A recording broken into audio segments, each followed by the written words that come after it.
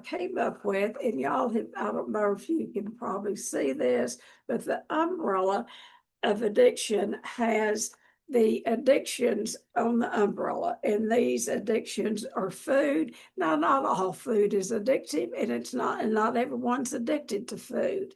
Those of us that are, we are addicted. Like I was a volume eater. It took a lot of food to ease the pain.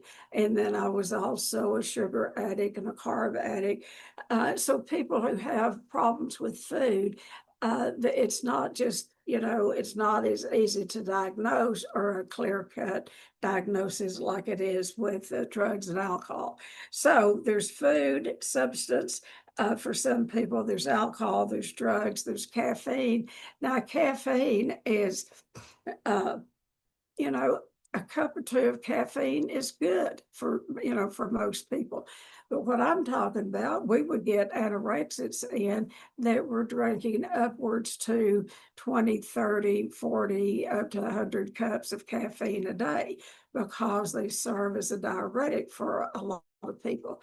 And I was already doing that. And I would have told you before I went to treatment that I didn't drink much coffee. Well, I got out there, got to inventorying it, and I stayed up. I didn't sleep very much toward the end before I went to treatment. So I would be, on a good day, would drink 3 or 4 pots of coffee, but it would be stretched out in a 20-hour period or so. So caffeine can be addictive. Sugar can be addictive to some people, not all people, but if you have that sensitivity, all that tells you might not want to eat sugar.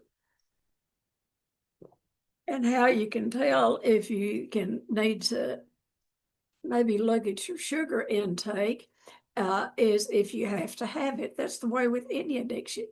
If you can take it or leave it.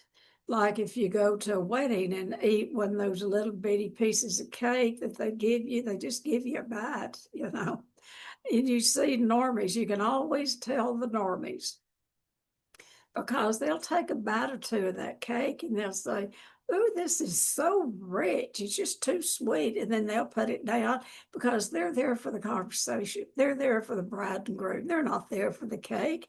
And then for those of us with eating disorders in the past, I would not eat a piece of cake at the wedding because, I'd weigh 270, 280, 290 pounds, 287.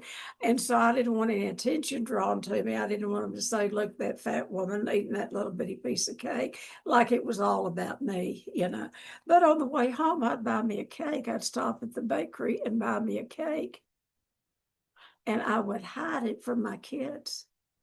And I would stay up all night and eat that cake. Because once you start eating a cake and you eat a piece, then another piece, and pretty soon you've eaten half.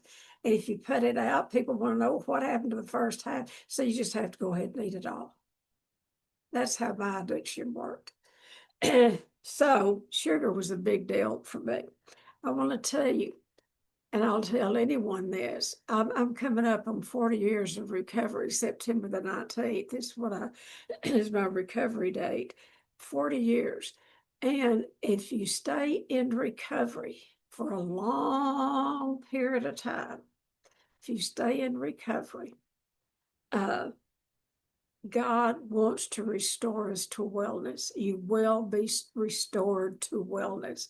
I don't sit around and think about food. Actually, I eat 2 meals a day, then I'll eat a snack at night. But my life is not about food.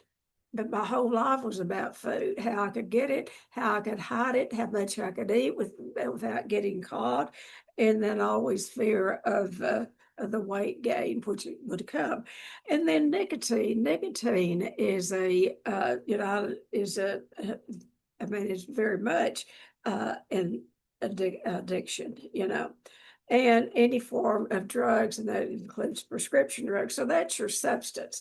And then in the 80s, we came up with, we were seeing people in recovery, like the people I was treating at the Serenity House, and they would get into recovery and then they would switch off an addiction. And the primary one that alcoholics do is work addiction.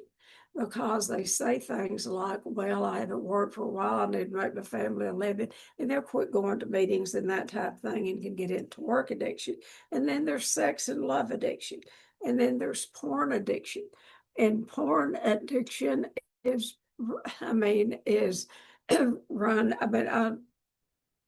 I work with people. I have some private clients, and I work with people that, the porn is very hard to address. It's hard to give up. It's so accessible. You can get away with it. No one knows.